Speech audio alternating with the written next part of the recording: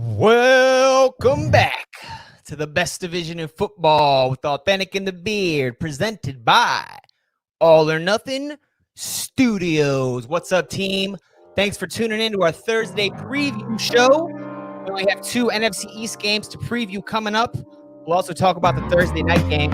Washington's on a bye this week. We got an interdivision game. Dallas is taking on Philadelphia. Believe it or not, the NFC East has 2 primetime games this weekend.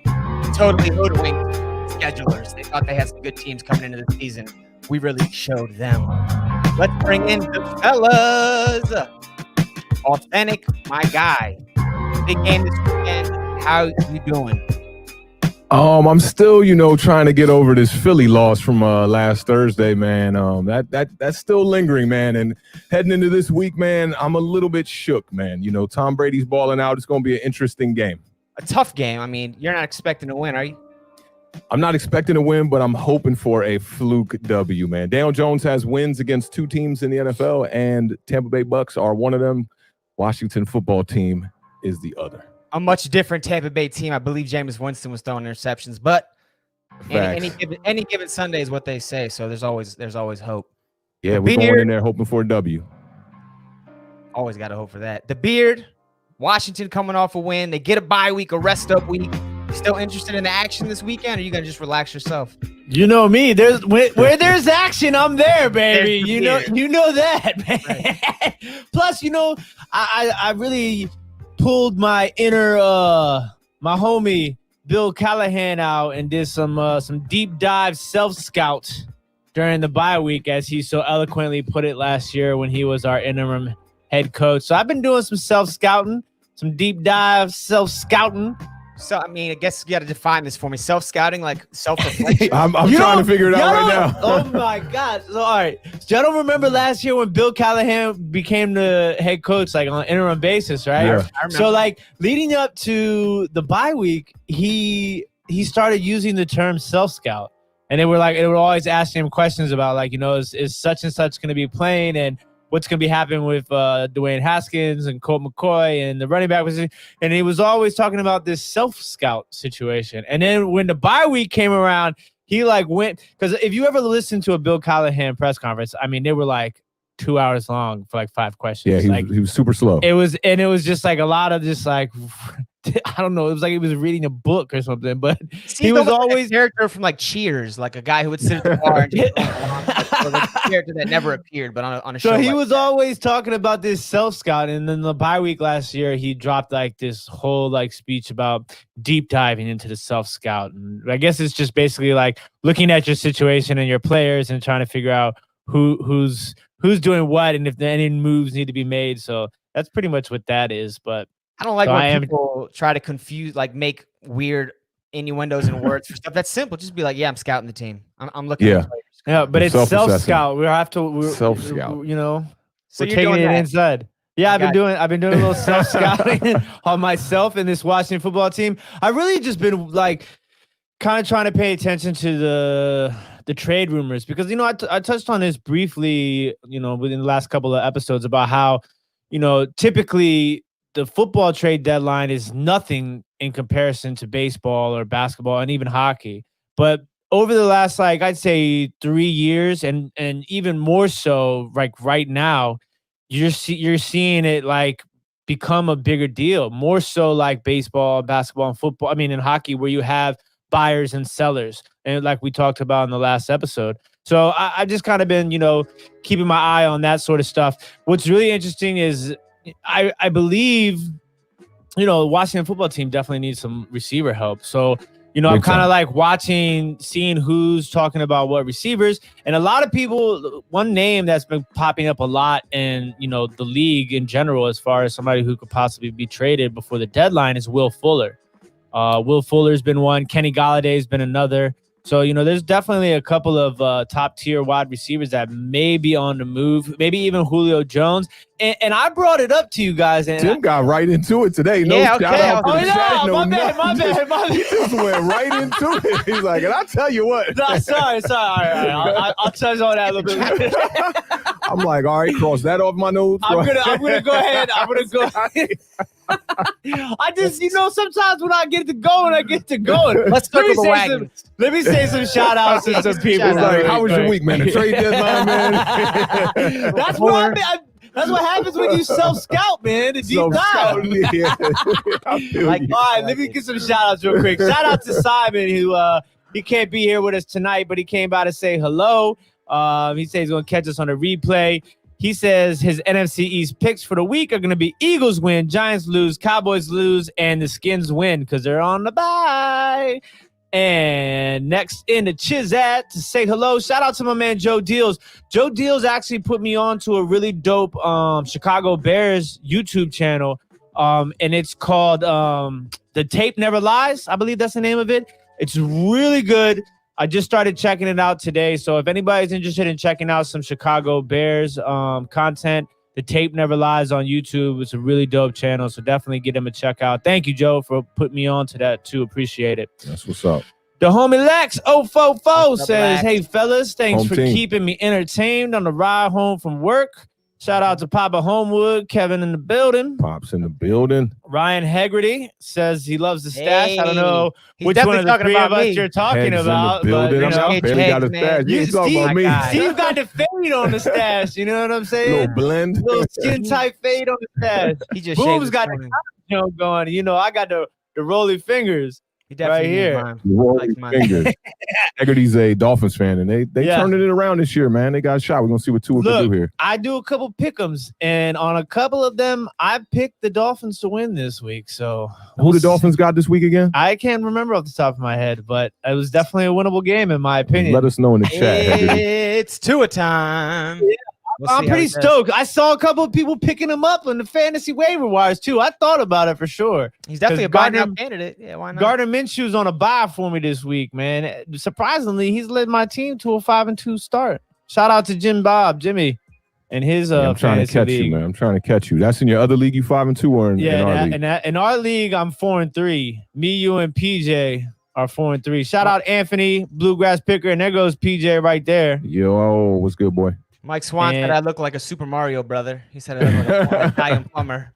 What's My man, going what up, on, Swan Will? Town? How you doing, brother? Well, Keeping you Cotton, entertained what up, at boy? job number 2. What's He's up, in Will? the Michigan DMV fantasy league, and then Mike Swan. I don't know if that's good. I mean, if I'm a master plumber, I make a lot of money, so I'd take that.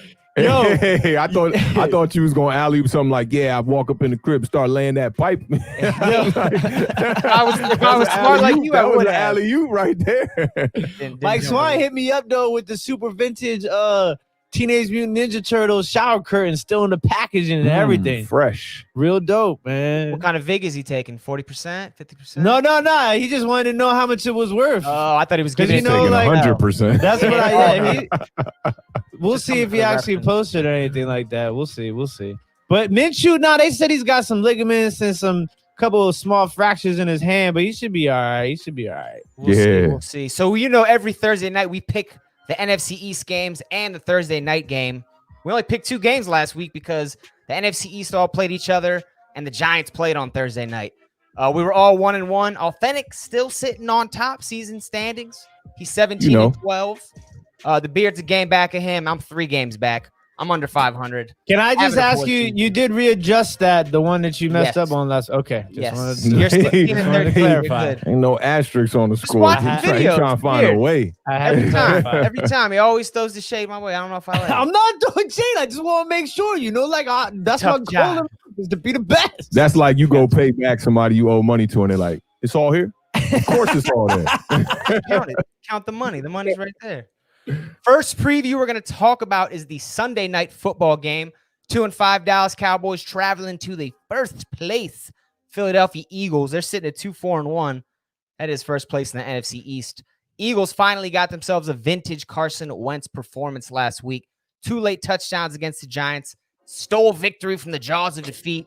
He had 359 yards, 2 touchdowns. He did have an interception, but I think it was his best game of the year. And the Eagles are trending in the right direction. They've been looking good.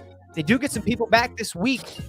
Lane Johnson, right tackle, practiced. Dallas Goedert also practiced. Jalen Reagor, he will definitely play. So we know that Travis Fulgham's been the guy receiving over there. But getting the rookie back is going to be huge because Jalen Reagor looked like he could be a nice piece when he was healthy early in the season. Talking about the other team on the field, the Dallas Cowboys. They've officially, the purge has begun in Dallas. They are getting rid of these malfunctioning defensive players that they picked up in the offseason, these older veterans. They cut Dontari Poe once they couldn't find a trade for him, cut cornerback Daryl Worley, and they traded Everson Griffin this week. So they're getting rid of these guys. I mean, the defense looks bad. I guess instead of firing Mike Nolan, they're just going to get rid of the old guys and start the young guys. They do get Zach Martin back this week. Chidobe Awuzie, cornerback, who's probably their best secondary player. He's coming back as well. And maybe center Joe Looney. So obviously any offensive lineman they can get back is going to help out because we don't know the quarterback situation. Andy Dalton had the concussion last week. Still is not sure if he's going to play. He's questionable. They obviously got our boy Ben DiNucci out here, 7th round fan who might start. And Monique put me on, said Cooper Rush got signed today as well. So if we called that. Did say it, right? So if Dalton's not ready to play, they do have guys that are ready to take snaps. Awthentik, man. We've talked about Ezekiel Elliott heavy this year. He doesn't look like the same Zeke. We did the live broadcast last week. It seemed like he was sitting out full drives, which is not something I remembered. I dug in the stats a little bit. He's playing 81% of the snaps this year, which is just about on par with the last 2 years. It was 82 and 83% the last two. Do you think his effectiveness has anything to do with McCarthy's new offense coming in, or like the way his scheme is? Or what's the deal going on? I'd say that definitely has a little bit to play in this. But I think more importantly is the injuries on the offensive line. They're getting 2 guys back this week. I know they're getting their center back. And Zeke was talking about that's the game plan, man. They got to win the battle up front. That's the only way that they can hang in this game. I mean, the Eagles have been playing pretty decent. They're up there in the top of the league with sacks. And Zeke only getting 12 carries last game, that's not the formula for them to win. I think they need to stick to that running game and be committed to it, And seeing Zeke Elliott on the sidelines, man, that's just not the way. I mean, Zeke Elliott's got to take care of this fumble issue he's having. He's leading the league in fumbles. But I'm not sold on the Eagles all the way, Granted, it was a tough loss for my Giants, but I mean, they blew that game in the fourth quarter, and I think the Eagles didn't really win that game. I think the Giants more blew that game. So I think going into this game, I mean, I think it'll be a pretty close game, man. We'll see how it goes, but I think it's going to start with the running game and Zeke Elliott, and Pollard's going to have a good game when he comes in as well. You can't say that Carson Wentz didn't impress you on those, at least on those last 2 drives, but you're saying the first 3.5 quarters, the Eagles didn't look like a great team. Yeah, and we talked about it. I mean, Carson Wentz was throwing some crazy passes in that game, getting away with a lot of just fluke stuff, scrambling, throwing across his body. But this is his first game over a 90 quarterback rating. So, it is his best game of the year. Yeah, it was his first game. 359 yards, 2 touchdowns, and 1 interception. And this is 2 games in a row, like I talked about, that he's balled out in the fourth quarter. And unfortunately, they got the loss against the Ravens there, but, they got one back against the Giants and snuck out with that victory. Right. The Beard. I mean, how do you see this game? The Cowboys, they're obviously getting rid of these defensive players. They got young guys that are going to try and put in those spots. They really can't play any worse than they've played. Philly's kind of on the upswing. Dallas obviously on the downswing. How do you see this game going? Who do you see being a big piece, like the big part of this game? Maybe a fantasy play? Look, this is the thing. So we all want Dallas to win, believe it or not. We want y'all to win. Shout out Tesla Picker. He said, how about them Cowboys? I don't know, man. You tell me. I need y'all to come to play. Like, not the time for that saying. That's really what it is. That's really what it is. It's just like, yo, show up to do your job. I mean, it's become super. Now, I started thinking about it, right? Is it possible? Because is it possible that we've kind of like been duped by the paper, like by the players on the paper and by Jerry Jones and like some of the national media to thinking that this team was actually better than what it really is? Like over the last like two seasons, like including now, like, because they lost their guy, man. They lost their guy. But even before they lost Dak, they still weren't like they were not playing like a top tier team. Defense, yeah. Mm-hmm. But the question I'm asking is like, there's been a lot of talk about them as the Super Bowl contender the last 2 seasons. Football's all about being more than the sum of your parts, and Dallas is the exact opposite. The sum of their parts is worse than they are individually, which is never going to work in an 11 and on 11 sport. You got to play better as a unit. But I mean, individually, look at, they got more Pro Bowlers than anybody in the league the last 10 years or some crazy stat. Yep. The players are there, But if you can't play I mean, there's a reason Belichick can do it with no, like, he has some Hall of Famers out there. Don't get me wrong, but they don't have leading receivers and leading rushers every single year. They don't do it. But I mean, if anybody thought that this was a Super Bowl team coming into this year, they smoking rock. Why? This is, even on paper, this wasn't a Super Bowl team. I told y'all this team was going to go on 4. Why? You think I just winged that and thought that out of nowhere? Nah, there's no way I thought this team was going to be a Super Bowl team. I did think that they had a possibility of maybe winning the division, maybe with being healthy. You think they were appreciably worse than they were last year? I mean, they weren't good last year, but do you think they were going to be a lot worse? All the injuries, it's like, they get a slow start to start the season, right? But their offense is lights out. They're trying to adjust to a new coach on both sides of the ball here, right? Well, actually, no, on one side of the ball, because Kellen Moore did stay with this new coaching staff. The only one retained. But, that's why the offense looked so good, because they knew what they were doing on that side of the ball. But defensively, stopping the run was a major problem for this defense. And the first few games, stopping the pass was crazy. Now they've kind of evened out. Their pass defense isn't as bad, but their rush defense is still at the bottom of the league. I mean, I never thought this team was a Super Bowl team. I thought this team could maybe be a 9-7 at best, 10-6 team, get to the playoffs, but I never thought they could go, to no Super Bowl, nothing like that. No, all right. Now, first-year coaches, I've always been against firing first-year coaches, right? And I feel like that happens a lot more in today's NFL than it did previously.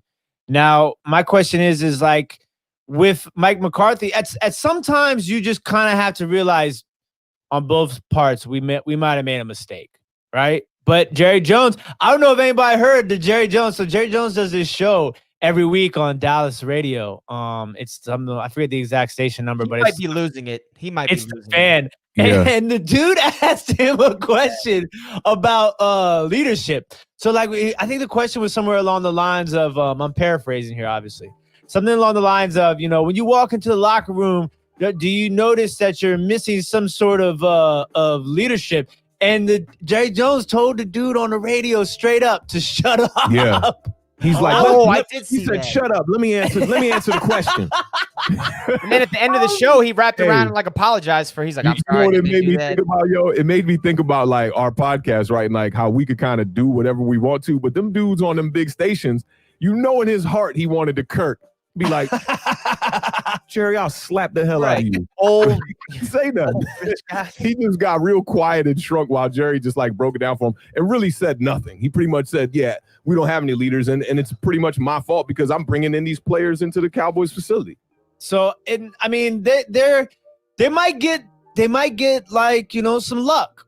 The Eagles, listen, the Eagles are getting healthier too. That's the scary part of all this. So, like, everybody else in the division should have been taking advantage of the Eagles situation out the gate, right?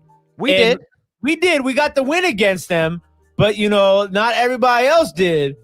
No.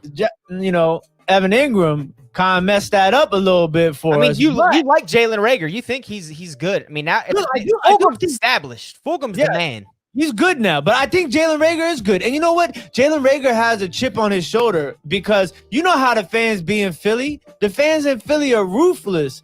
And so they've been he's been hurt? Or because no, but just like, how Philly fans are in general, they're ruthless. A lot of people saying they should have took Jefferson. They should have took Justin Jefferson. Yeah. So like that's been like the big thing in Philadelphia ever since Reagor got hurt. So like now we're kind of just like he might come out and just go to town, and because basically he's the type of wide receiver that can be Deshaun Jackson and Alshon Jeffrey. Like he's those combined. Two. Exactly, that's what I'm saying. Best receiver ever. Best receiver ever. It's pretty crazy. I mean, like that's why a lot of people. Right? That's where a lot of people were. Dog, good example. Good example. He's not as big as Megatron, but he played big. You're talking about arguably the best receiver of all time behind Jerry Rice, though. I'm not comparing him as him. I'm just saying, like the sort of attributes that he has. He can play big and he got wheels. That's all I'm saying. Is Jalen Reagor how tall is he? Is he over 6'2"? That's a good question. That's a good question. I said he played big, and I didn't say he was big. DeAndre Hopkins style. DeAndre Hopkins is a good little, I'm not comparing. Don't you dare put those words in my mouth because you said comparison the first time too. He said, I'm not comparing them, but it's a comparison. But look, in reality, the Eagles, I'm pretty sure right now the line's probably like 7 at least. I don't know what the current line is, but I think it opened up at 7 for sure. I'd be shocked if the Cowboys came out and won, right? Would you take that 7? I mean, I know it's a little early for our parlay talk, but would you take the 7? I couldn't do it. It's a divisional game. That's the only thing I give you. But like, maybe Zach Martin comes back. Maybe McCarthy's like, man, we can't throw the ball. So maybe Zeke gets 30 carries. Before Amari Cooper got over there, that was their formula. And he has 12 carries in back-to-back weeks. He hasn't had 20 carries since week 2. Yeah, give him excusable, even when you're losing. Yeah, give him the ball 30 times. Like, are you really paying that much money for 12 carries a game? I would love to see Dallas come out and run the ball 10 times in a row with Ezekiel Elliott. Yeah, and be creative, run screens, run short pass games. In his hands. Quarterback, man. Like, that chest pass they did, you cannot run plays like that. You got to set these people up to be able to excel. And Zeke Elliott, he's proved that he can do this already when a team doesn't have the right guys there. Give that dude the rock. You got a healthy offensive line. I think they actually have a really good chance in this game. And I think on the opposite side of the ball, if they can get to Carson Wentz, it'll make it really interesting. And I think Dallas has the front to be able to do that. And Carson Wentz has been sacked 28 times on the year. Right, he's a guy that hangs on to the ball too long. Yeah. Aldon Smith is going to have a game for sure. But that's the thing too. Do you think a lot of those sacks with Philly, probably, especially before Fulgham came around, a lot of those sacks are probably the combination of that bad offensive line, that hurt offensive line, and coverage sacks because but it's Carson too though. Carson too, the internal clock. Yeah, for sure. Because he's a bigger guy. He's trying to make those Ben Roethlisberger style plays. You know what I'm saying? There was an article today about Ben Roethlisberger and Tom Brady are about to break Brett Favre's record for all-time sacks. And if you remember the first couple of years, Roethlisberger, he just didn't care. I mean, he knew the rush would come and he'd be like, I'm going to stiff arm you and try to still make this pass. He took a lot of sacks, but he won Super Bowls too. So facts. I think Wentz and Jones both of them have an internal clock that maybe runs a little bit. Daniel Jones, his internal clock, we'll get to that, but I know. His internal clock is off. Yeah. You see a lot of times he's just getting ready to come back. He's recognizing it right now. Like, I think this season mentally he recognizes it, but he's not reacting to it. And you've seen a little bit of panic when the pocket kind of closes on him. And he's getting into that Baker Mayfield thing. I don't know if you remember the first year with Baker Mayfield. Every time he would get pressure, he will run backwards. Yeah, he would never step up in the pocket. And Daniel Jones was doing that little hop back, kind of trying to stay there, but take a few steps back. And man, one of those plays, he almost blew out his knee when Devonta Freeman got blown up on the block. I was really worried about it right there. So I mean, I think he's got to learn how to step up in the pocket. And I like our center. I think Nick Gates is solid at center too. But Carson Wentz definitely having those problems with holding the ball. Some of those college guys, like Carson Wentz, I mean, I think he went to like North Dakota State or something like that. That was a pure college offense. But like Baker Mayfield in college, even in the SEC, he's an athletic quarterback. So he felt good dropping back. Big 12, right? Oklahoma. Dropping back, taking like 20-yard sacks. In the NFL, these DNs are faster than he is. He can't do that. Yeah, and that is what it is. Glock said afraid to take the hit. That's definitely what it is because you want to keep your eyes down the field, but you don't want to step up because you could get clobbered. So, yeah, you stepping back and just falling back. What's his name? Used to do that a lot too. Jason Campbell. He used to step back and take 10-yard, 12-yard sacks. He had to. He did. Later on in his career, he learned how to step up a little bit, but it started, costing him. He was getting cracked a lot. The worst was Patrick Ramsey. He never had a chance. He never had a chance. Like, they used to say that he would have nightmares during training camp, like, of him getting sacked. I bet. Like, in his sleep. Like, my memories of him are him being thrown by his jersey to the ground. Like, he used to get smacked a lot like a rag doll where they spin you by the holding the shirt. You can't do that no more. Yeah. It's crazy. But let me ask this question really quick. So, all right, first part of this question is, who do you think will play quarterback for the Cowboys this week, right? The second part of this question for me is, does it matter who plays quarterback for the Dallas Cowboys this week? Old school flips. I mean, Andy Dalton, I don't think has been cleared yet, which is, concussion. You normally think after a week you're good to go, but I haven't heard anything out of Cowboys camp. I think it's still questionable. If he doesn't play, Ben DiNucci, the guy who came in last week, 7th rounder from James Madison, he's available. And they also signed Cooper Rush this week. So if Dalton is not available, those will be the two guys playing I don't know what those CAT scans are looking like for Andy Dalton. I can't tell you if he's going to play or not. But I mean, if he doesn't play, I think they're going to put DiNucci in there. Can Cooper Rush can't immediately get in and play, right? Because he just got signed, or is that?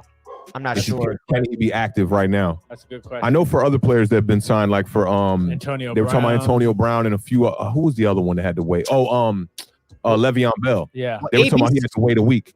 AB's a suspension, I think. That's the reason. Exactly. His was a suspension till week 8, so they said week 9. But I know with Le'Veon Bell, they were talking about the same thing. Like he couldn't come in and play on that Thursday night, but it might be because it wasn't a full week. And in this case, I don't know if it was a full week or not. You saying he just got signed yesterday? I think so. It was this week. Monique put me on to it. I didn't even really do the research. That'd be interesting. He's coming from the Giants too, man. He came over with Jason Garrett, and he knows the system, but he don't know their system. He was the backup in Dallas for like, I want to say a good 3-4 years. Yeah, I mean, a couple years there for sure. I would hope they'd start Ben DiNucci. He got sacked 3 times. I mean, he didn't really have any chance to play on Sunday, but he's been there all year. He knows the playbook. I would hope they're just bringing Rush in to be the backup if Dalton can't play, right? I'm drinking some mango juice, man. I haven't had a drop of alcohol in like 10 months, man. Since like January 27th, I ain't had a drop of alcohol. Mango juice. But we're gonna turn up when it's football season about to end. When I get to that year mark, we're gonna turn up. It's over. While we're here, let's get some picks for the Dallas-Philadelphia game on Sunday night. You know who we want to pick. Yeah. Damn. All right, man. I'm gonna do it. I'm gonna kick it off. I'm gonna do it. I think this Dallas defense is gonna have one of their better games of the year. And I think it's going to start with the front. And I think they're going to get to Carson Wentz. I really do. I think they're going to be able to get there. I think this game's going to be close. And if they stick to the run, it don't even sound right. But if they can stick to the run, and if Zeke can have a pretty successful day, I think it can open up some things in the pass. The one thing Zeke said in his interview about the quarterback, Ben DiNucci, he said he's got arm talent. So if I'm the coach there, which I know Kellen Moore can design it up, get creative, get this kid throwing the ball downfield, look to make big plays off of like not necessarily trick plays, but plays going in different directions, give them that pre-snap motion and try to catch them off balance. If you could get a good 2 touchdowns in this game, you can win this game. I'm going to pick the Cowboys to win this game, and I'm going to say they win it. I'm going to go with 20-17. I hope you're right, man. I really do hope you're right. Awthentik's attempting to relent his first place standings in the picks this year. I love it. The Beard, tell me you're picking Dallas too, please. I can't. I want to. You want to? You're not. I gonna want do it. to. I really want to. Right, but I mean, listen, like, wow. Well, I mean, like, we lay it out, right? Like, it's a lot easier when you're laying it out. Like, you run the ball, keep Carson Wentz off the field. Defense has a good game. You got some players coming back. And it all sounds good, but the Cowboys are bad. They're really, really bad. And I would love for them to win because it helps the Redskins. It helps the Giants. But I have to pick the Philadelphia Eagles. I'm going to go with the Philadelphia Eagles. It's going to be 31-17. You're a smart man for doing what you're supposed to be doing. That's good. I'm also going to take Philadelphia. It's going to be a high-scoring game. Jalen Reagor coming back. Philly's going to put up 34. Dallas is only going to get to 14. It's going to be a blowout. Give me Philadelphia. Taking Philadelphia. That's right. Got to. I hope my prediction is right, bro. I hope it is too, but we'll see about it. It might not be. I don't think it is. It's okay. You got a little bit of a lead, Awthentik, so you can afford to lose a game or two here. Yeah, I can afford to lose one. Yeah, man. Let's take a quick commercial break. We're going to come back and get some trivia before we get our last 2 previews in. Hang tight.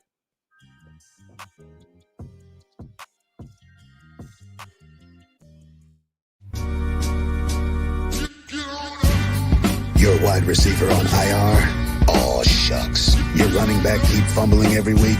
Man, damn it all. Well, come chop it up with your boys. We are waiver wire tight. Awthentik and the Beard. Every Sunday morning, streaming live at 11 a.m.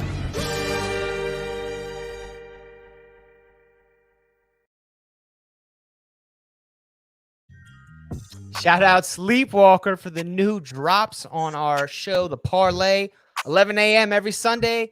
If you play fantasy football, if you like to bet at the casinos, you can bet now in a lot of states. DC, Capital One Center, shout them out. Check us out, 11 a.m. We're going to give you the best up-to-date information. We pick our game. We pick every single game against the spread. And then afterwards, we might even do a live segment for the games this weekend. I guess it's Sunday night and Monday night, so we won't do an NFC East game. Maybe we'll do another game. I'm not too sure. Authentic and the Beard. It's everybody's favorite time of the week.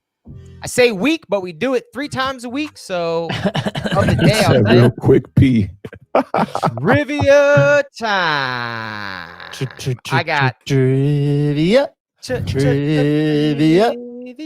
I need the jazz flute. The jazz flute, the Will Ferrell Jazz- one time. The Yaz flute. How's the connection over there, Scotty? You getting us all right? Give me one line each. One line each. One line each. Clear. Looks All good. right, let's deal with it. Let's Move your go. heads real fast. All right, 4 questions tonight for the gentlemen. We got 3 football questions, and then I'm going to throw a hip-hop question in at the end about the golden age of hip-hop, 1990s. I know a lot of you old people in the chat should know this answer, too. You got that one. You talking about Mike Swan and Ryan Haggerty? Haggerty, Ben B. I don't know the age of a lot of our fans, but I know those guys are definitely old enough to know those answers. All right. Who's going first this week? Is it Authentic? It is the Beard. It is the Beard. Beard. It was me on last show we just did on Tuesday. I've won like 3 in a row now, right? Sure, man. You're killing it, man. Whatever. We don't forget the Beard. You are on a 2-week winning streak, but Authentic was on a 2-week before that, so this is really the game-winning week right here. You guys are 2 No, for we 2 got a whole 5. season, man. You know what? I can't remember that far back. I don't know. You how know what? far back then. You know what's gonna be awesome is the trivia recap from the end of the season. We could do a really good chop-up video with a bunch of questions and answers. That'd be sweet. Yeah, Facts. I have to Beard. put on my school hat for this. MCPS? That's gold. That's The gold. janitor had one just like that. That's how I remember it. The Beard, Workers. are you ready? Yes, sir. Yes, sir. Authentic. Are you ready? I'm ready. Let's play trivia. Question number 1. Who holds the record for the best quarterback rookie passer rating in NFL history? Oh, you know what's crazy is I was looking at this earlier. Then you should know it. Now, okay, so does this have to be like his first? Is this like at the end of a season? Yeah, Don't his confuse the rookie question. year. His rookie year. Mhm. Okay. Authentic is confident. He already knows it. I'm looking like it, but this is a bluff. I'm like drawing blanks right now. Rookie season. But you best said you looked at quarterback. the stat earlier today and you're drawing blanks? No, it wasn't today, but like I was looking at it, I saw something, in the background, and I was doing something, but it was talking about this because they were comparing the person to Justin Herbert. I like Justin Herbert. Oh, this is so annoying right now. All You right. have 5 seconds. I have 5 seconds. Yeah, Stop when the looking music at the comes chat. to a stop, you gotta have an answer. Retzel has uncovered your scam. He's waiting for the chat to give you the answer. Yeah, waiting for the 1 chat. second. Oh, that's a good guess. I need an answer, the Beard. All right. It's either I'm gonna go with RG3. Authentic. I am gonna go with Cam Newton. Incorrect, both of you. Was it Andrew Luck? It was an NFC East quarterback. Dak Troy Aikman? Prescott. Dak Prescott. Won 104.9, which actually Wait a minute, broke- though. Go ahead. Dak Prescott, he didn't start his rookie year, though, right? He did. He did. He That was came his in rookie year? He came in the middle of the season. That's a sketchy one, Baloney. man. All right. Maloney. He started like 16 games that year. You guys are both wrong. Oh, won the- so he won the Romo game got out of game. hurt in the preseason that year. Is that year? Was it I don't know. preseason? I don't know I the just remember details. Romo looked like he was a roach and he got stepped on and they had the high camera and he was like on the ground, just all broken. That was the collarbone, right? The one he kept breaking? The back, I thought. I could be wrong. We got to go back and look at this. Teed me in the neck. He actually broke RG3's record from 2012. RG3 Oh, was good guess. 102.4.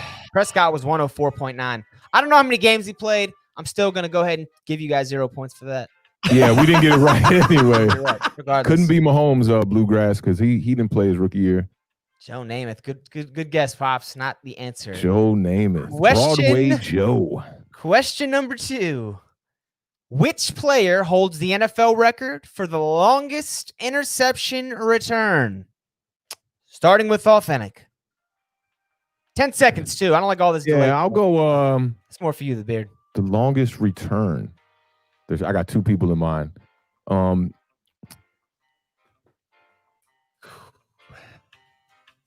Regular season, right?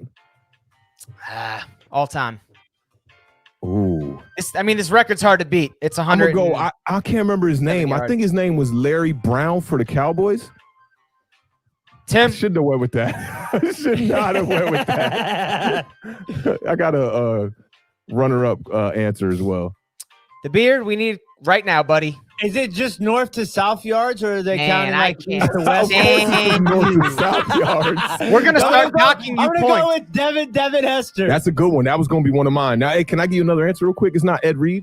It is Ed Reed. No, that was the first one I was going to go with. 107-yard return in 2008. Do you guys have a guess for who number 2 is? Devin Hester.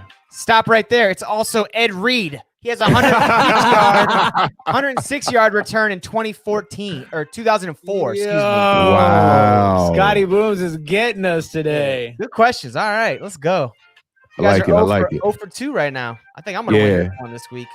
I'm going to be a I should have just went with Ed Reed, man. I don't know why I said Larry Brown. If I sweep you guys, then I get the victory. If you guys don't get anything right, I get them. All right. I'm with that. I'm with that. Question number 3.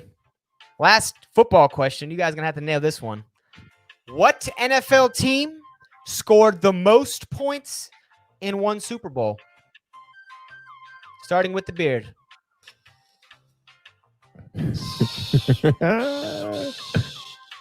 No Googles, man. Let me see hands. I want to see hands. Look at eyes at me. Hands up. Come on, man. Give me the Ricky Bobby. Shake and bake. No, don't know what to do. I'm with gonna my go. hands. I'm gonna go with the Chicago Bears. Awthentik. I'll go Baltimore Ravens. The correct answer is the San Francisco 49ers. You have the Bengals. Why did you guys pick defensive teams? Did you pick the Bears? He picked the Bears. I picked the Ravens because I feel like they put up like 40 or something on the Giants, like 47 I or thought the something. Bears beat somebody in the Super Bowl by like 50 points once. Those are cute numbers. The 49ers put up double nickels. They put up 55 points on the Broncos in 1990.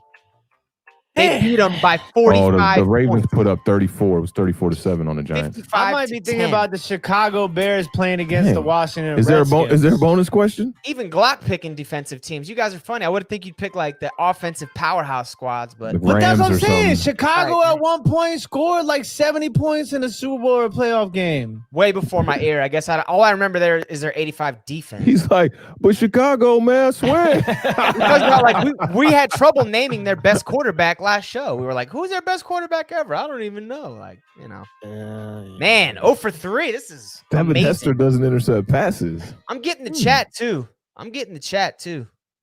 49-7. 49's a good number. It's not That's 55. when we talking about Bears Pats. When was that?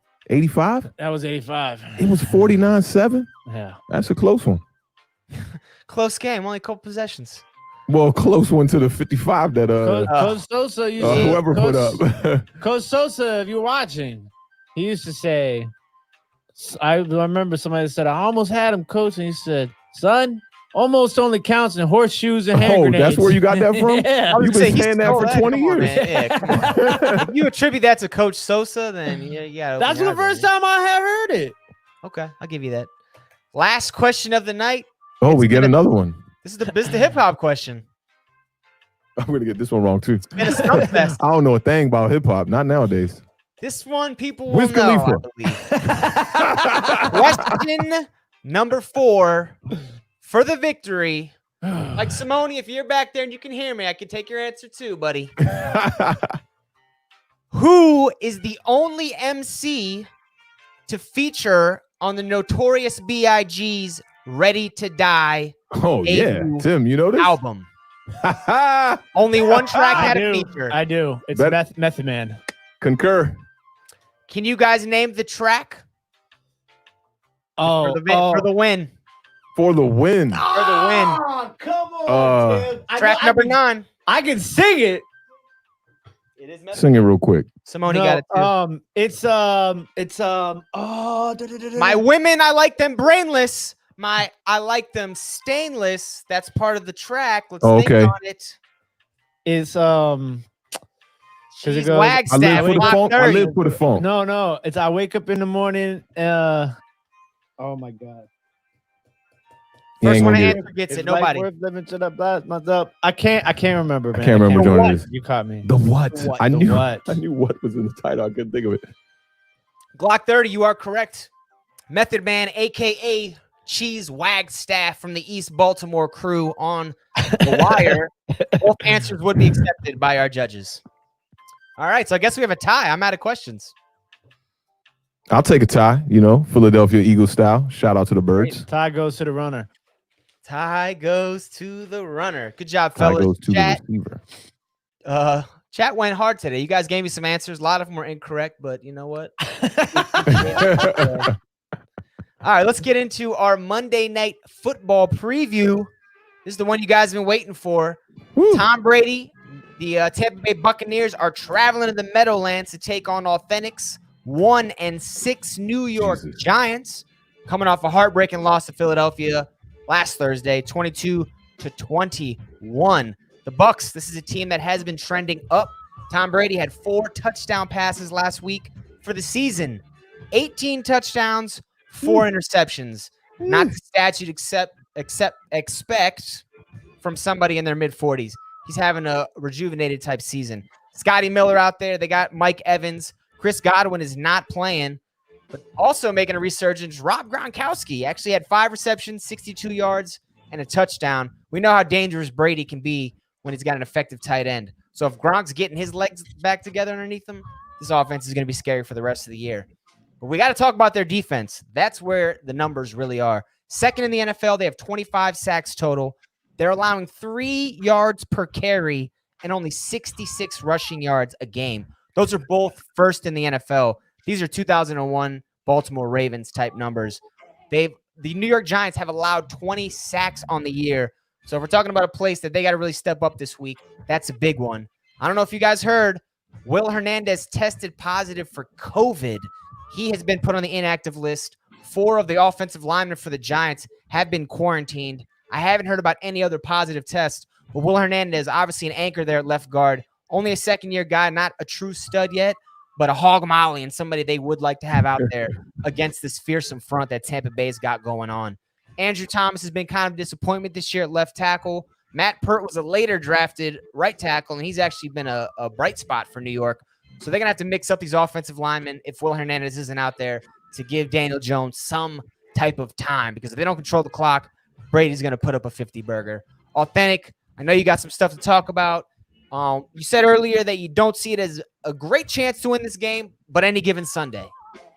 Any given Sunday, man. We went in there last year. We took care of the Bucs. I know Tom Brady wasn't there, but they're banged up. But you broke down the stats right, man. I mean, they're only allowing 3 yards per carry. That is ridiculous. In the Giants running game, you know how we've been struggling. Devonta Freeman is last in yards per carry in the league. Granted, he hasn't been here the whole season, but yeah, it's been tough. Looking for Wayne Gallman to come out here and maybe have a game, but it's going to start with this offensive line. I saw somebody in the chat say, do they think that this game might get postponed or flexed out? For us, that will be a great thing right now. With Will Hernandez out, it's looking like maybe Shane Lemieux is going to get his debut here as a Giant. He's a rookie 5th-round pick out of Oregon. He was a left guard for Justin Herbert. So that is a good thing because Herbert is balling right now. I'm hoping we can bring a little bit of that juju over here to New York. And offensively, we definitely need some help. Tim mentioned this earlier about Kenny Galladay. Some trade talks with the Giants. Nothing official has came out, but a lot of people were talking about this on the internet. I'm not too hype on Kenny Galladay just off the simple fact that if we did make a trade for him this year, we're going to have to find a way to re-sign him going into next year. But I do think as a 26-year-old, he makes a great piece for this team, and he could come in here and definitely help this offense. Daniel Jones needs all the help he can get. He's the leading rusher for the New York Giants. That's terrible. Your quarterback cannot be the leading rusher for your team, especially when he's going head first after 80-yard runs. Daniel Jones had a really solid week on Thursday against the Eagles, and I think he did everything to win. Y'all saw Tuesday's show. If you haven't, I broke that down. I thought Daniel Jones did everything he had to do to win, put the ball on the spot. Evan Ingram drops that pass. The kid had 4 rushes for 92 yards. I mean, played a solid game, 20 of 30, 187 yards, 2 touchdowns. The Giants' rushing attack is 27th in the league, averaging 98 yards per game. I just saw some smoke come over here. I'm on fire. But I think it's going to be tough against this Bucs defense, man. Like you said, 25 sacks. You said it leads the league, right? Number 1. No, excuse me. That's number 2. 25 sacks is number 2. Number 2 in the league. That's solid. 88 pressures on the year to add to those 25 sacks. Devin White on the line last week had 3 sacks alone in that game. And the Bucs pass defense is damn good. Ranked 9th in the NFL. They're only allowing 225 yards per game. Guess who is number 1 in the league right now in pass defense? Oh, Washington football team. The Washington football team. When I saw that stat this morning, I was like, that is crazy. So I think teams are definitely going to have to find a way to, put points on the board against the Washington football team, because that is the formula to winning, definitely. But it's going to start here Monday night against these Bucs. Washington's on the bye, as you know, and we're going to see y'all next week. So I'm looking at that as a dub. If we could sneaky go in here and get a dub against the Bucs, that'd be amazing. I obviously can't pick my Giants in this game. I'm going to say that this game plan starts with Our Father who art in heaven, hallowed be thy name. That's probably the beginning of it. Giants looking to add a little bit to this offense. We signed Corey Coleman back to our team. He's on the practice squad, so I think he might be a guy that could maybe not see action in this game, but maybe when we see Washington the following week, we might see a little bit of Corey Coleman. But the Giants got to find a way to generate some offense, man. Daniel Jones has been sacked 20 times. Yeah, we signed Corey Coleman, bro. Not a bad pickup. I mean, he was good for a couple games in Cleveland before he. Yeah, and I don't know if you remember, Corey Coleman had a stint with the Giants already. We had him a few years ago, and he blew out his knee when we thought he was going to actually step up and be a pretty solid player for our team. He was supposed to be the number 2, number 3, but then he got hurt, and Slayton kind of had that breakout year. And we had him in the beginning of the year, but then he got arrested. I didn't know that he. Nah, you talking about You talking about you talking about Cody Latimer for Washington, yeah, I'm tripping, my bad. who is also an ex New York Giant as well, and Denver Bronco.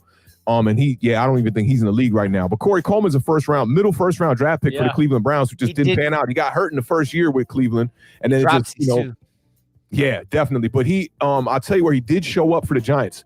Not last year, I believe, the year before that, in the special teams game. And I think that might be another reason why Joe Judge brought him in, because we've had Jabril Peppers doing a lot of punt return. And I don't think it's good to have your starting safety doing punt returns, especially when Jabril Peppers is not healthy. He's been banged up. He came back in the game last week, made some plays. And speaking of Jabril Peppers real quick, man, I saw the mic'd up on Jabril Peppers, man. He's the one guy out there that, he's giving full effort, man, and he's a leader on this defense. I don't know if it's quite showing up on the stats, but I like what Jabril Peppers is doing. I think the Corey Coleman sign is pretty decent. We could see what he could do. Maybe he's healthy.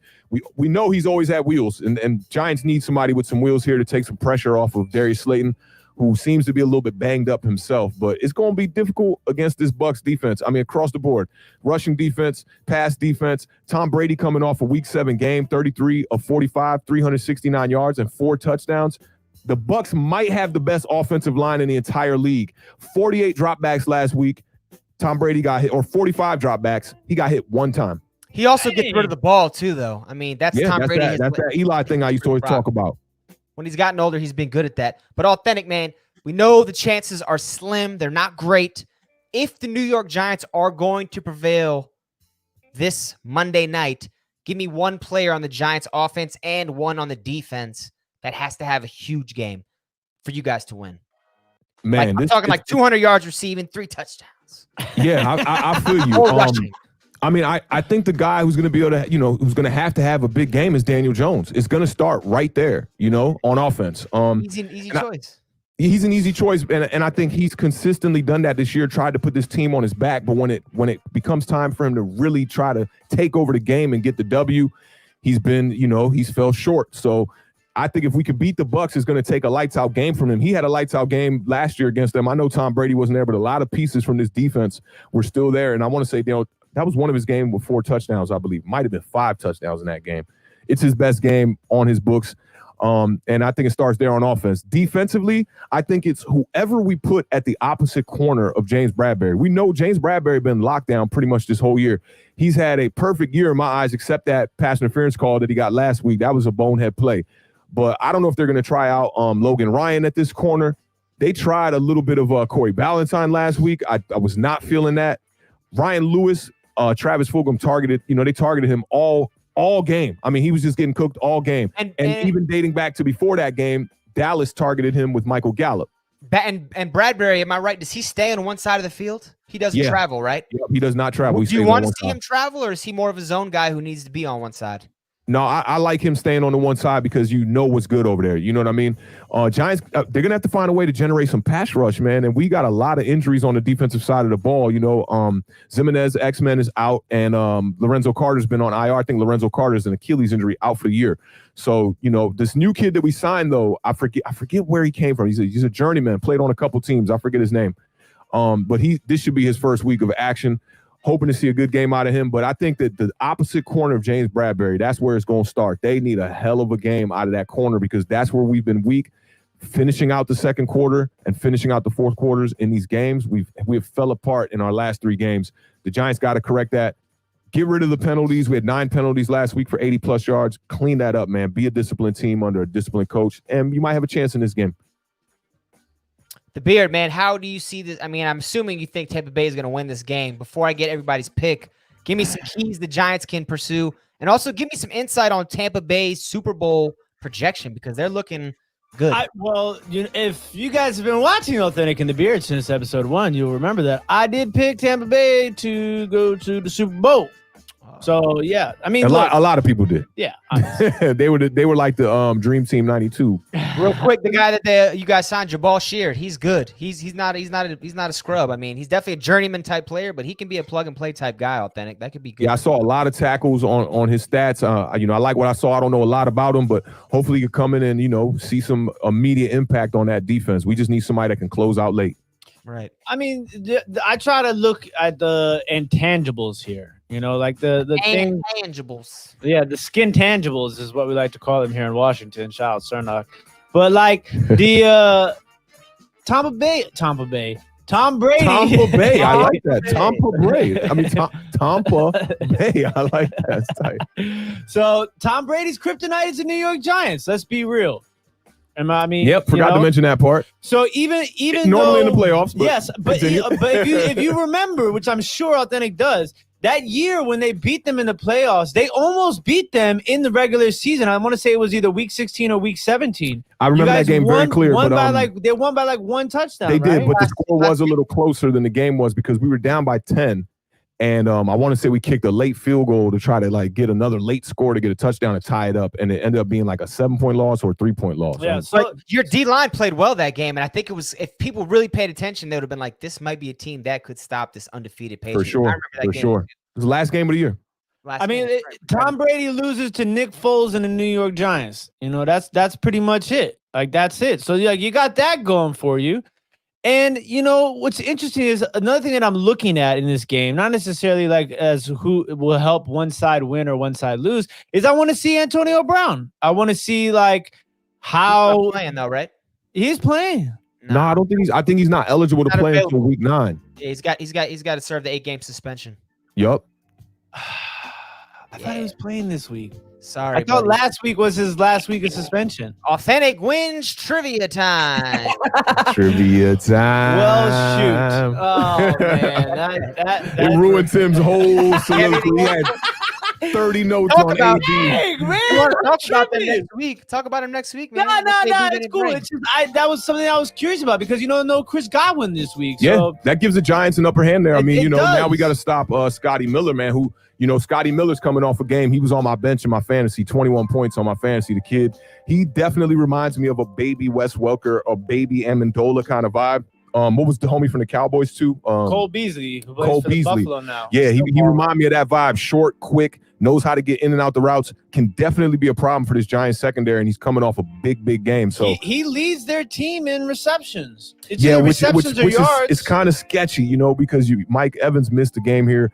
Godwin's missed games, so Yeah. no one's really been on the field, for them except Scotty Miller. But Scotty Boomz. Don't sleep on Ronald Jones. Ronald Jones has 300-yard games in his last 4. I mean, yeah, Love Ronald Jones. He's in the top 10 in rushing yards. In the league I right don't now. like that he's having to share the ball with so many running backs over there, though. That's the thing. I mean, I know Fournette has been hurt here, and that has, given Jones some more carries, but he seems like he should be the front running guy in that whole system, in that whole running back core. He should be the guy. I'm telling you, Bruce Arians has adopted Bill Belichick's offense completely. They got multiple running backs. They go in a hot hand, a lot of short routes, even though Tampa Bay has some deep play receivers. Like Bruce, I mean, you got to give the guy credit. He's tapering this offense around what Tom Brady does well. And Tom Brady is looking like MVP Tom Brady. Which is it's kind of crazy, too, because, think about some of the comments that Bruce Arians made last year about Jameis Winston, and he was like pretty much saying like, with the right quarterback. With the right quarterback. Like you give me somebody better than this guy. It's crazy, man. It's really crazy what they did over there. And now it's like you saw the first 2-3 games. People are getting a little worried that, this might like have a little bit of a hiccup here to start, kind of like the Cleveland Browns did, the 2019 Browns.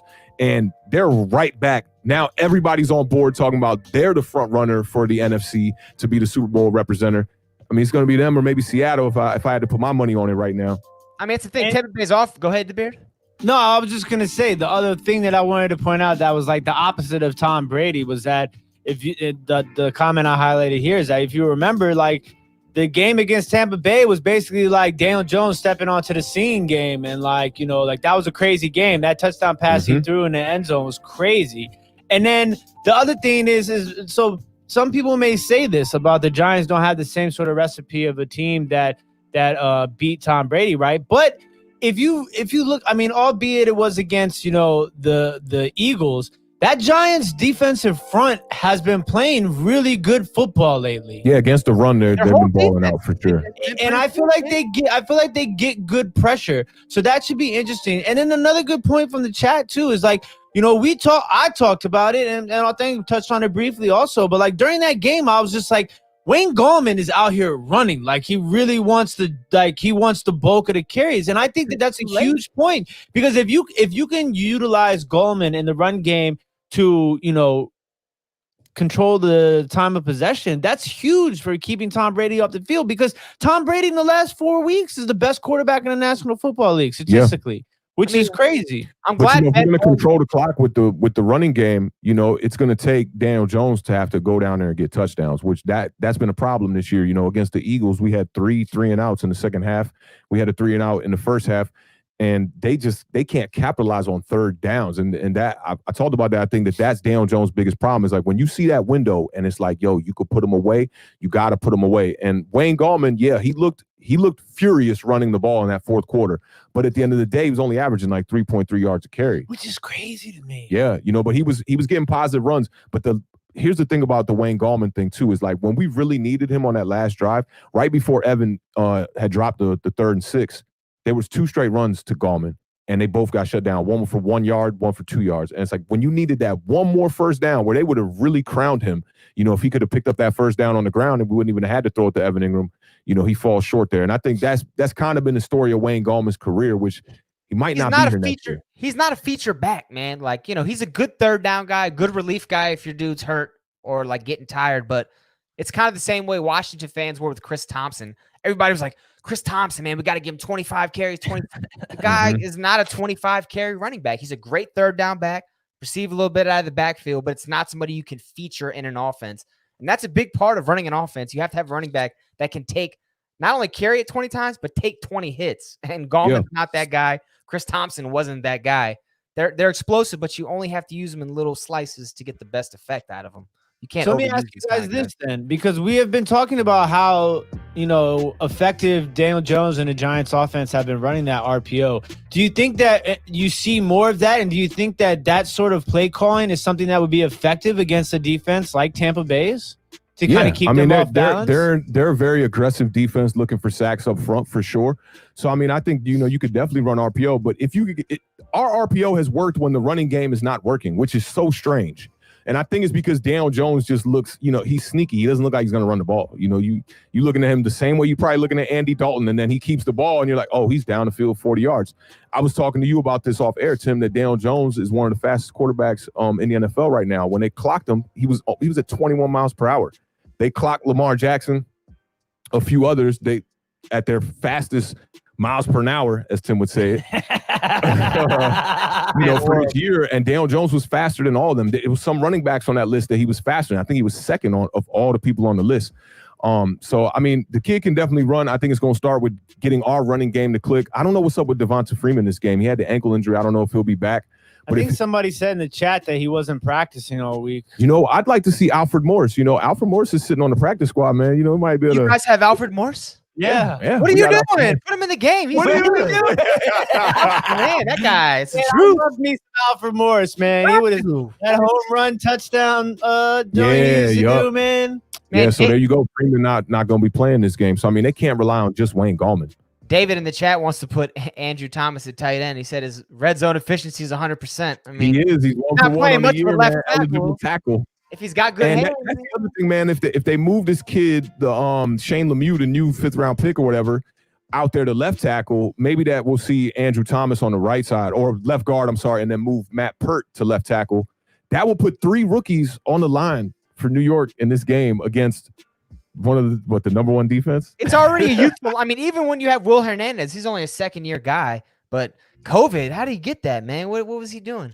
I don't know. He wasn't at the club with Daniel Jones and them, though. It's not a good look when you get the Saquon story and the Daniel story coming out, and then a couple of days later, your starting left guard has COVID. That's just a bad look, man. But look, this is 2020, man. You gotta roll with the punches. Hey, let's hope this game gets postponed, man. No. Let's hope it gets postponed, man. Why? You can't delay the inevitable, Authentic. It's like death and taxes, my guy. You all will lose. We want to be healthy as possible, man. Hey, look, I'm not gonna lie to y'all though. I did pick the Giants to win in one of my 3 pick'ems this week. I'm gonna not pick the Giants to win this game because I want to be surprised when they win. All right, Authentic, man. Give me a score and a pick and maybe a player to look for while we're here. All right, I cannot. There's no way I can deal with another close loss. I'm gonna just keep it 100 with y'all. If this game is like 36-31, I'm gonna lose my mind. So I'm gonna pick the Bucs to just win this game outright. I'm gonna say 34-17. I already picked this, and my score is very close to yours, but I'm gonna stick with it. The Beard. You said you're picking the Bucs. No, I did. Yeah. I am picking the Bucs. Oh yeah. I thought he said I was picking the Giants. Nah, pick the Giants. I want the Giants to win. You know what I'm saying? I want him to keep it close in the division. Hopefully, Dallas loses, and that benefits everybody. Like that's the real deal. But I'm gonna go ahead and I'm gonna pick the Tampa Bay Buccaneers. Tampa and I think it's gonna be 31-17. Stop stealing Authentic's picks, man. Yeah. Is that what he did? You know what he has a bad habit of doing? He's not listening. He just zoned out. He's looking at his little sheet, right? He's just like 31-17. That's how a picker's mind can't ever focus on one thing too long. Because if you're a real picker, you got to always be scanning the room and seeing. Right now, he's looking in his own home, seeing things that he might sell on his picker website. It's different. It works different. I thought you said 31-14. Nope, 17. He said 34-17. He was not exactly. Okay, good. Thank you, man. Come on, man. You trying to make me look bad. I'm going to start with you from now on.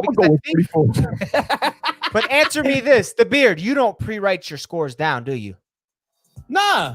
So there's definitely some psychological bias in your mind. You asked him a question you definitely knew the answer to. You was like, you don't write your scores down, right? Just because it's so close to yours every week that I know there's something that his subconscious ear is hearing your score, and it's like in his mind, and he's just like, same score. Like, No, Oh, because look, this is what I do is like I don't want to go into the segments with this prejudgment. You know what I'm saying?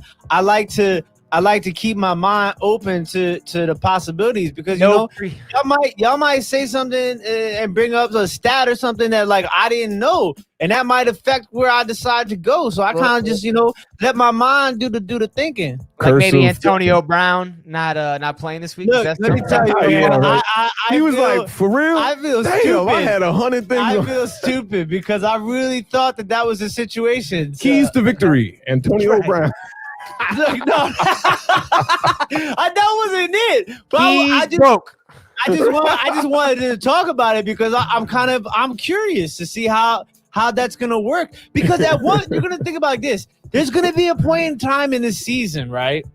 I'm imagining that this happens, and I'm sure that Tampa Bay is imagining that this happens too. But you have Tom Brady, Rob Gronkowski, Mike Evans, Chris Godwin, and Antonio Brown all on the field at the same time. That's Did you not say fair. Leonard Fournette too? I didn't say Leonard Fournette. I almost called him Garrett Blunt again, but Leonard Fournette too, or take your LaShawn McCoy. Yeah, LaShawn McCoy. Ronald Jones. They got good players. That's crazy. Hey, that's crazy. Thanks for the shout out, David. I did get a notebook. You probably weren't here last show, but I got a full one. It's a 5-star. Mead. It's a 5-star. Vintage. Do you keep it inside the trapper keeper though? Nah, I just keep it loose because it's always got to move around. Because the way my brain works, I don't know when I'm going to get like a flash of, some inspiration to write stuff down for the show. So it travels with me. Travels. You should see the notebook inside my head, man.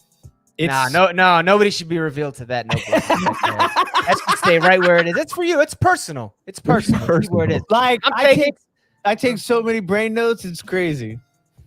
Everybody should take brain notes, but it should be something that you keep to yourself. What the hell is a brain note? You ever heard of a brain note? No, man. That's what I do all the time. I write it down. I'm taking Tampa Bay Buccaneers 42-10.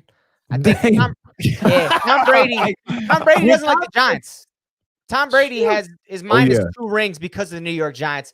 So there's probably, even though he doesn't ever talk about it, there's got to be something in his heart where he's like, I hate these guys. And he probably liked Eli a little bit. Now Eli's gone. He's got no reason to hold back. I think he's going to unleash total weapons. I see 42. It could be a 50-burger game, but Giants defense is good. So, I mean, 42 still sounds like a lot, but I'm going 42-0 Giants. That happens. Man, take that bet right now. Go ahead. Be the highest score of the year. One. If you take Giants minus 75, what would be the odds at the casino? You ask them, I want Giants at minus 75. They would be like, they would take you in the back with kneecap on that one because they'd be like, something's not right. Something's not right. I'd say $1 million to 1, sir. $1 million to 1. They'd be like, this guy knows you. Can you imagine like that type of bet would probably they might not take it because it would single-handedly affect the. We talked about this last week. Somebody bet that Clemson game against Syracuse when it was a 45-point spread. They bet $60,000. Yeah, but that point spread is typical in college football. When you're talking about 77, though, I mean that's a similar for the NFL comparatively. That's a similar point spread. I've seen Alabama point spreads get upwards of 56 points. Right. Like over under is their point spread. And when you bet the spread, that's different. If you're picking them money line, that's suspicious. You're immediately getting FBI looking into your finances. You're funneling money. Something's going on. You're trying to clean it out. That's because Alabama be playing them cupcake schedules. They ain't no Notre Dame.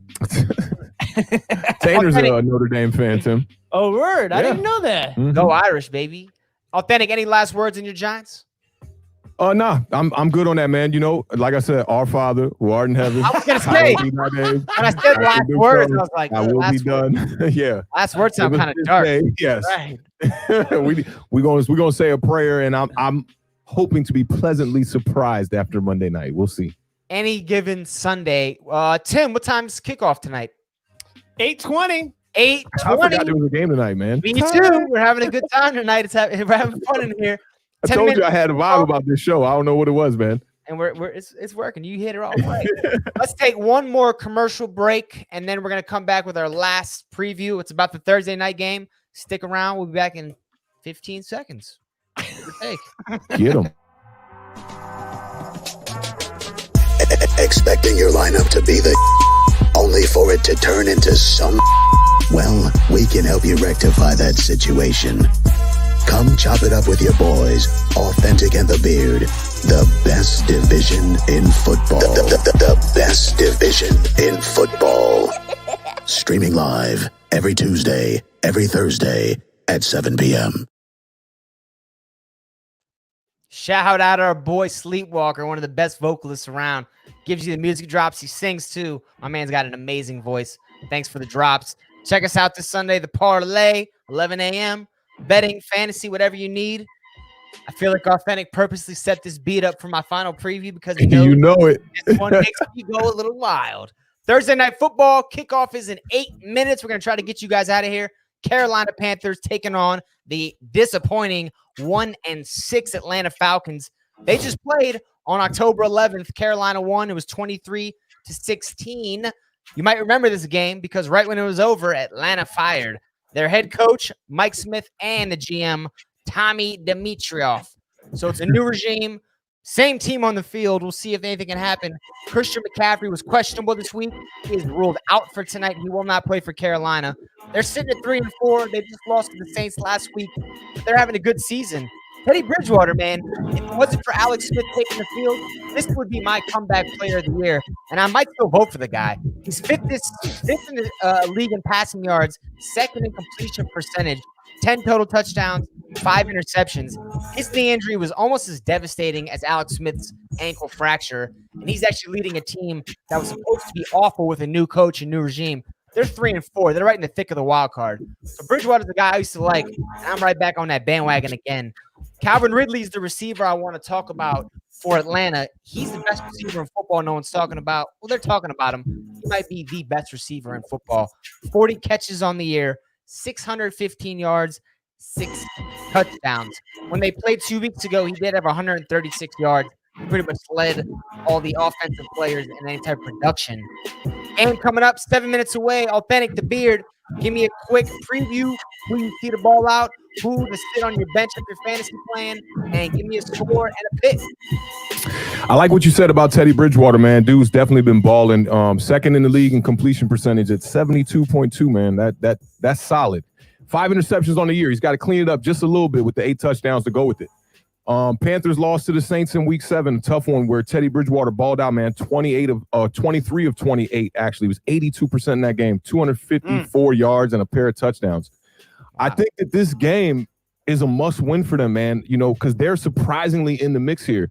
New first-year coach Matt Rule, man, I would take this coach and this quarterback. I'm not going to lie. I think maybe somebody in the NFC East maybe should have made that move. The Washington football team or the New York Giants, because Teddy Bridgewater could have been a great Band-Aid to figure out who the next quarterback was for you. Love what he's doing, man. But I think in the game tonight, I got to take Atlanta. That offense is just hot, man. And I think the player that if you got him, you know, start Matt Ryan. He's going to come out on fire. Had a great game these past couple of weeks. I mean, it's surprising that they only have one win with that offense playing the way that they have been. You know, Matt Ryan is second in the league in passing yards. It's kind of crazy. Has been not so good. Yeah, and that's what worries me about Seattle too, man. Not to go off track a little bit, but that, you know, Seattle's defense is just sketchy. And with the Bucs got the defense to go along with the offense. So getting later in the season here and in the playoffs, the Bucs kind of seem like they kind of got the advantage. But in this game, man, I'm going to take the Falcons. I think they're going to win it pretty convincingly too, man. I'm going to go 31-20 Falcons.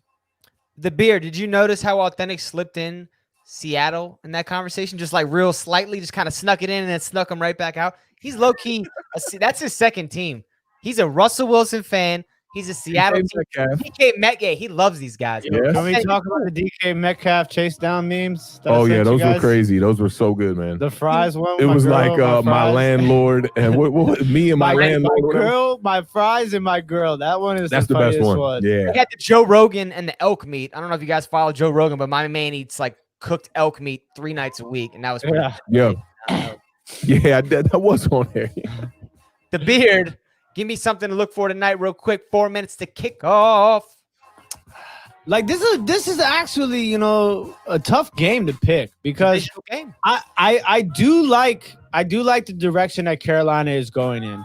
I think Mike Davis has cooled off tremendously the last 2 weeks, which has kind of affected their overall play.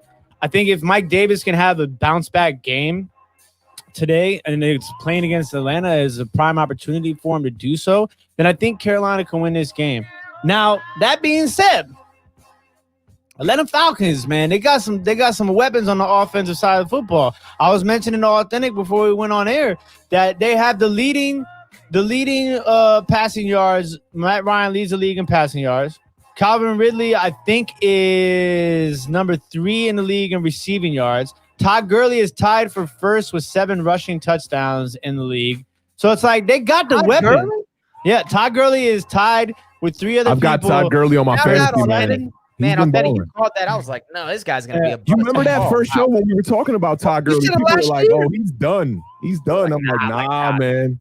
He's got arthritis. It's weird. I know he's wishing. I know he's wishing he only has 6 touchdowns though after this last Sunday. Yeah, he talked about that, how he crossed the goal line like Armand Bradshaw. Did you see the video from the huddle today? They released a bunch of videos. Matt Ryan maybe like 4 times was like, "Don't score, don't score." Really? Like, right to Todd Gurley, like, "Don't score." No, that's terrible.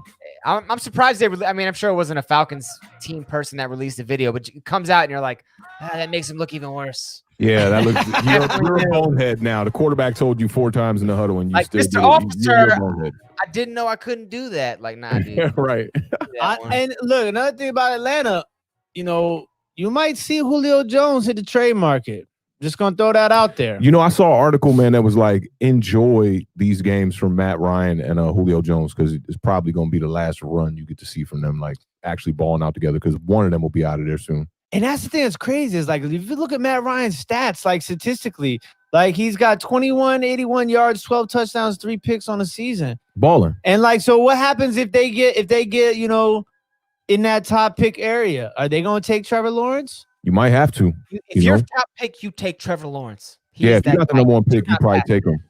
And I talked about that last episode, Tim, man. Like these quarterbacks that go over 400 yards is not necessarily a good thing in this day and age in the NFL. So it's like you've seen it with Dak Prescott, great offense. They look lights out when he was there. You've seen it with Matt Ryan, but defensively, these teams are so bad that if your offense don't score, you're not going to win the game. And these teams are suffering from that. One with 1 loss, one with 1 win, and one with 2 wins. That's the biggest caveat with those teams that have a super strength on defense or offense. The other side of the ball has to at least be proficient. I mean, you don't have to be good, but you got to be okay. Otherwise, it negates any advantage you have on whatever. So what do we think is the main reason why the Falcons lose all these games? Pass defense. Give me a pick. The Beard. You gave me all that talk. You didn't give me a pick, did you? I'm gonna take Atlanta. You gonna take Atlanta? I'm gonna take Atlanta. Like that? Because when them games be tough to pick. Every Carolina game. It's tough to pick. Yo, like you don't know what they're gonna do Sunday to Sunday, man, or Thursday to Sunday to Thursday. And you guys are making good picks tonight. This is awesome. I'm gonna say 31-28. The Falcons win. I said 31-20. That all right? Stay awake all night if that's the score. That's gonna be a good game. Yeah. Let me get Carolina 35-28. You taking the Painters? I'm taking the Painters. I'm glad you remember that. Like, let me talk about. Let me talk about the Painters. He kept going with it. He didn't correct himself right away, which made it that much It's because the Saints and Bama's was right on top of each other. That was better. Man, I gotta walk the dog. It's been raining all day here in the DMV. I don't know where you guys live. It's been an ugly day out here. It stopped now, but I don't know about in DC. But in Maryland, it has ceased. Hey, real quick before we sign off, one thing that they were talking about with the Dallas Cowboys quarterback situation was when Andy Dalton got knocked out. No one walked over to him to check on him and to make sure he was all right. Well, no, the other thing too, the coach flipped out because nobody got in Bostic's face. Yeah, no, and a lot of people who were ex-NFL players that were saying if they were on that team and Washington had hit one of their players dirty like that, it would have automatically been a fight. I mean, we all remember what happened to Mason Rudolph, or what happened to Myles Garrett when he hit Mason Rudolph. That dude Pouncey not only like stole him 6 times in the jaw with his helmet still on. Once he threw him down, he started stomping on his face. And Tomlin, who's known for being disciplinarian, was like, "I'm good with it. I'm good." Yep. Like that's what's supposed to happen. That's your high. You got to stand up for your quarterback, man. And moving forward for Dallas, that's not a good look. They're in. The wheels are off. The wagon is stalled. The horses have run away. Let's hope they can just get a win. Yeah, right. Let's just hope they can just get one That more being good said, win. There's a chance. The Beard, man, send them off real quick while Thursday Night Football kicks off here. So I just want to give a shout out to everybody who is tuning in, Facebook, Twitch, Periscope, and YouTube. Quick announcement. This Friday on my YouTube channel, Over the Years, you can find that link in the description of any of our videos. I am going to be part of a charity event for dementia. It's going to be at 8:00 p.m. Eastern Standard Time. It's going to be just a quick little trivia for probably about 20, 30 minutes. We're going to try and raise some money for a dementia charity in the UK for a good friend of mine. It'd be dope if you guys can just stop through, say what's up, you know what I'm saying, participate. Just always trying to give back one way or another, best that I can. I think that that's important when you have an opportunity and a platform to do so. So I just wanted to shout that out. And thank you guys, as always, for watching and supporting. Great cause. It's always good to support a good cause. Authentic, what you got for us? Hey, salute to Tim on that. That's real dope. And I'll make sure to check in on that one.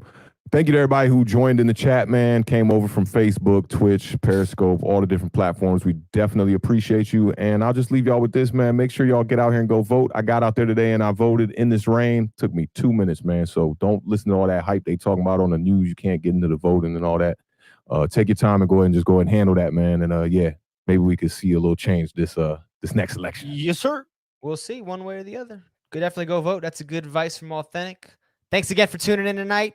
Football's kicked off, I think, by now. If not, they probably got our first commercial break because we know how they do on primetime games for us. Them just be taking 30 minutes to start. Every time. Hope you guys enjoyed the show tonight. Enjoy Thursday Night Football. We'll see you back on Sunday morning at 11 a.m. for the parlay. Have a beautiful night, beautiful evening. Good night. Good luck. Best division of football.